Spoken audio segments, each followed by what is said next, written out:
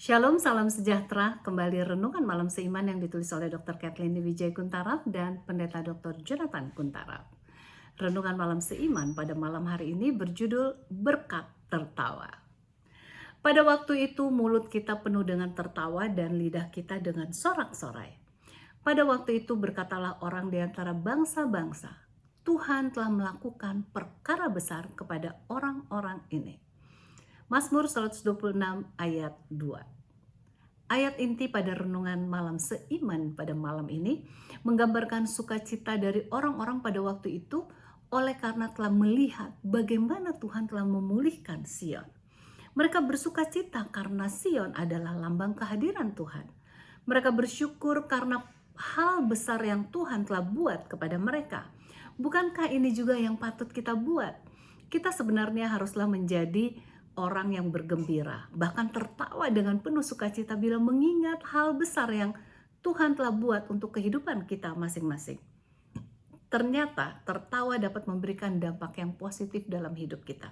Sehingga Charlie Chaplin mengatakan, satu hari yang paling terbuang adalah hari tanpa tertawa.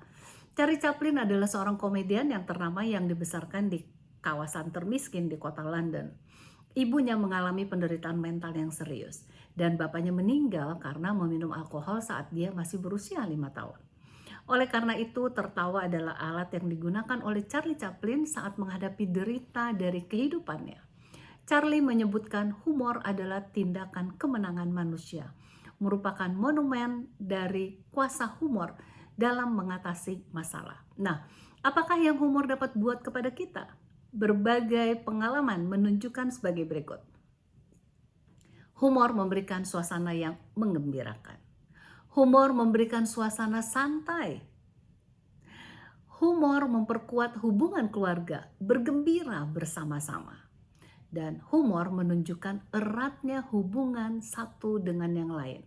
Masing-masing senang dengan kehadiran orang lain dalam rumah tangga. Humor yang baik adalah berdasarkan sesuatu yang benar-benar terjadi. Karena itu, humor meningkatkan kejujuran dan transparansi. Humor menciptakan kebebasan, melepaskan ketegangan, dan dapat memberikan penyembuhan kepada hati yang luka atau sedih. Dengan demikian menjadi alat dari kasih karunia Allah dan pengampunan. Hidup yang optimis memiliki pandangan positif yang menyebabkan kita selalu bersukacita, sehingga rumah tangga akan penuh dengan tertawa yang menggembirakan. Ini adalah salah satu tanda dari keluarga yang berbahagia. Tidak usah segan untuk tertawa, karena tertawa itu sehat. Dan keluarga Kristen harus keluarga yang penuh dengan sukacita, sebab memiliki kasih karunia Yesus dan bersukacita karena senantiasa berjalan bersama dengan Yesus Kristus, penebus kita. Kiranya hidup yang penuh dengan sukacita dapat menjadi pengalaman kita masing-masing sehingga kita dapat memiliki kesehatan yang seutuhnya, baik secara pikirani, jasmani maupun rohani. Dengan demikian nama Tuhan dapat dipermuliakan. Tuhan Yesus memberkati.